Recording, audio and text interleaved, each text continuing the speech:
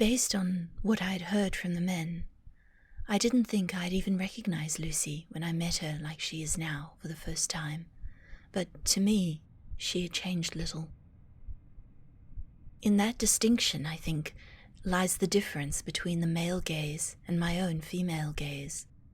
For to me, Lucy has always been more than what the men in both our lives saw in her, what any men saw when they looked at Lucy. I find it laughable that the likes of Dr. Seward, Arthur Holmwood, or Quincy Morris, men who've known Lucy for a season and less, would dare say that they knew her, when they didn't know her at all, and never will now.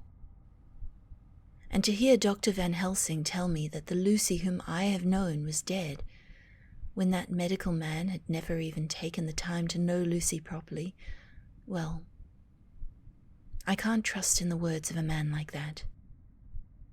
Now, Lucy is free. Free for their eyes to grasp it, too, even if she has always been free. If hiding it from stupid men who think they can truly cage a woman with propriety and the rules of a society which would have fallen down without women. If we women weren't there to keep house and home intact, to give of ourselves, so men can think they're really in charge, there would be no society. Now that Lucy has shaken off those expectations, now is the moment she is revealed to her suitors, as she's always been, and they only had one solution to it: try and kill her. I've always known Lucy was a wild thing, wilder than me, certainly. I'd read it in the wild twinkle of her eye when we first met at school, two bright young things, when I still had a careless future ahead of me.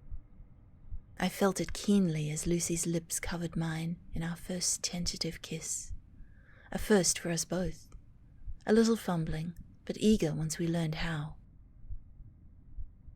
We looked at each other after that, and we knew that we belonged then to one another, that we were each other's own. We were all each other's firsts, adept at sneaking off and giddy when sharing a bed over long summer holidays, those gorgeous, languid days of youth spent holding hands and sharing a kiss or two by day, and more during the long, leisurely nights. Lucy was fierce in keeping me in her life when my future turned to ruin and leisure changed to work and an uncertain governess post. She never let go. Now, here she is, in the bloom of her fierce freedom, unabashedly gazing at me, not caring that her gaze is too bold for men to stomach, had any men been in the room. Caring only about what I see, what I know. Her eyes are maybe a little more sharp, and her features more striking than they were, but the confidence of her bearing has always been there. It made me shiver down to my bones. It always has. "You haven't been eating well again," Lucy said, her voice all gentle concern as it ever had been. Lucy has always been gentle with me, even in the fierceness of her devotion. I took a step closer. Lucy was no monster, no wild, untamed creature to be put out of her misery, no impure thing that had no right to live. Her voice held no new allure, no pull that had not always been there. Yet I was hesitant. Would Lucy feel different, after all, even if she seemed little changed?